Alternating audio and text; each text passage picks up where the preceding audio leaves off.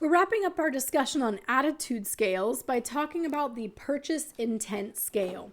The purchase intent scale is the most used scale in marketing research. And the reason that this type of attitude scale is most beloved is because it actually translates people's opinions into people's actions. So a purchase intent scale is a scale used to measure a respondent's intention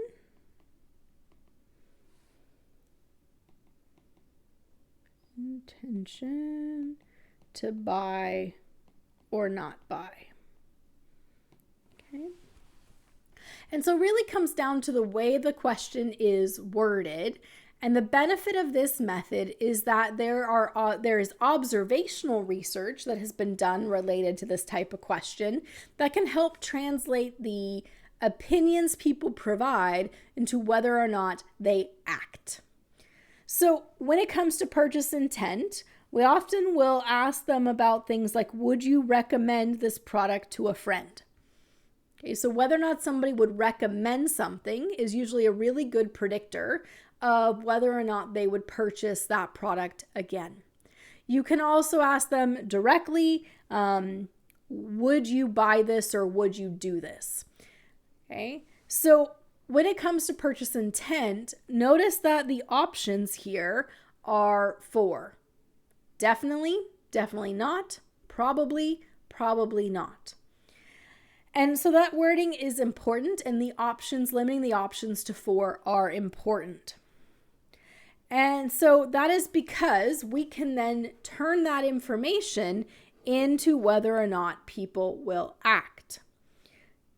So purchase intent scales have been used to determine how much of a product you're going to sell or estimate your market share.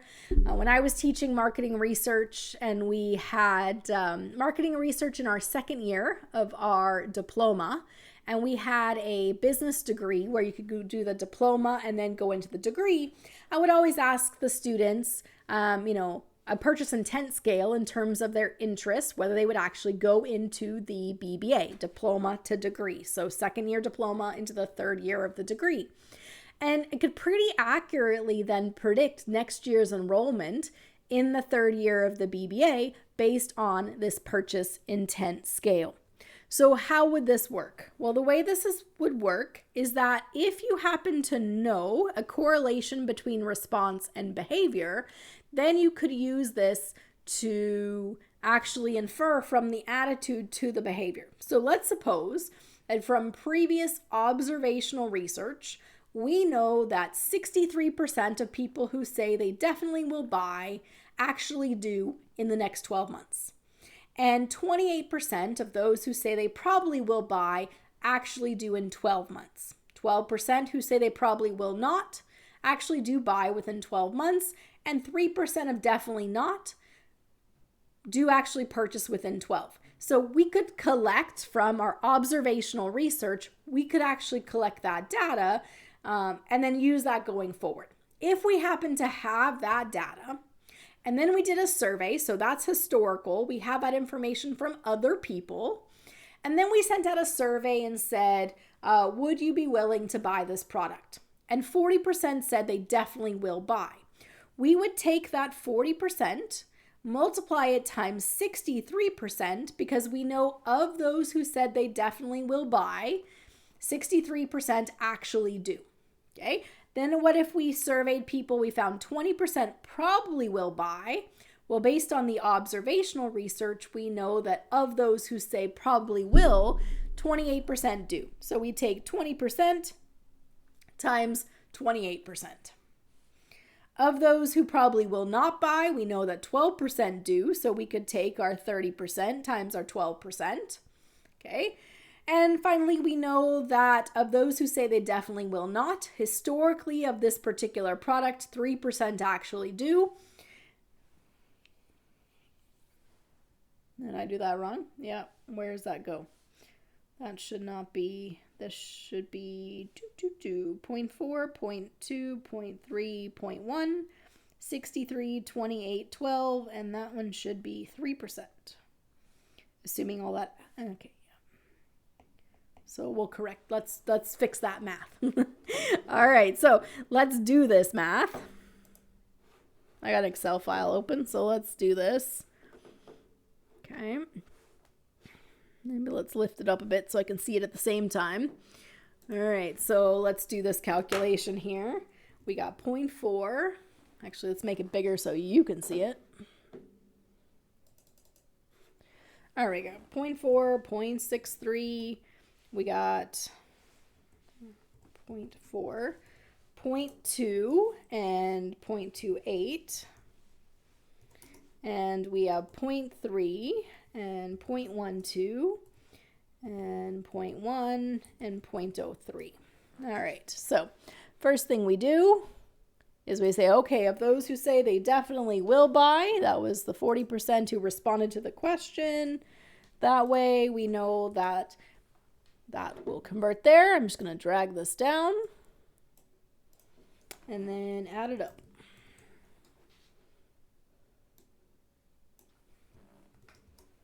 Okay. Oh, typed the wrong thing, but wrote the right answer.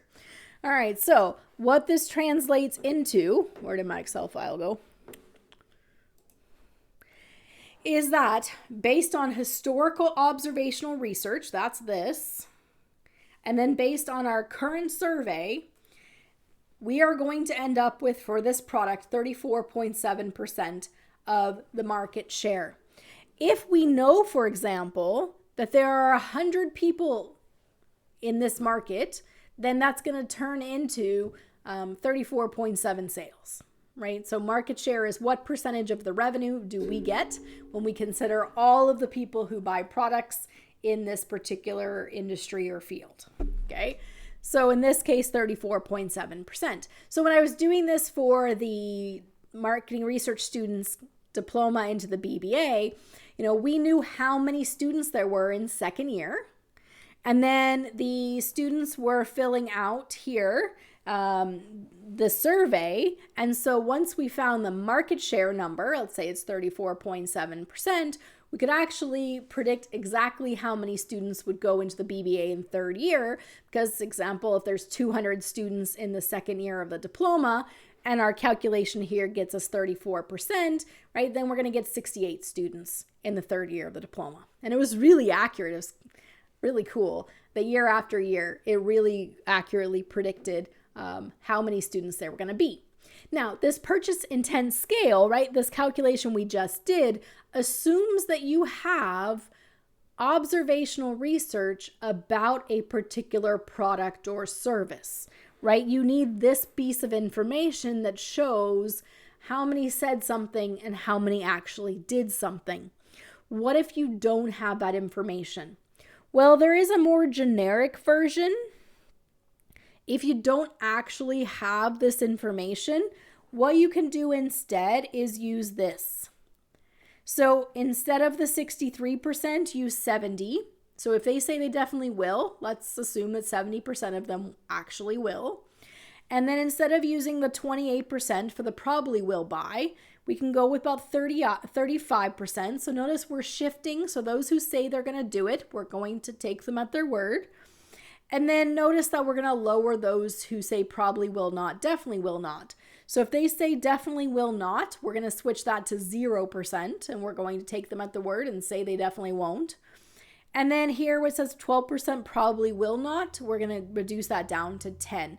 So if you are uninformed for your purchase intent, you don't have that observational research, that historical information to show how for your particular product there's a conversion between attitudes and actions, then this more generic percentages are pretty accurate in terms of the study. So in which case we would go back, we would change this here to 70% and this one to 35% and 10% and 0%. So if we were to do that calculation, let's bring back the Excel here and change these out. 0.7, 35.1 and 0. Okay, so you can see in this case here, we get a little bit more optimistic at 38%. So if you have the historical data that shows for your particular product, that is even better. That is specific then to your product and your customers, and so we'll have what much greater accuracy. But in the absence of that, a good rough estimate is to use the 70, 35, 10, 0 in order to predict it. So we can use this, for example, to predict the number of students who go into a program based on surveys using that purchase intent scale.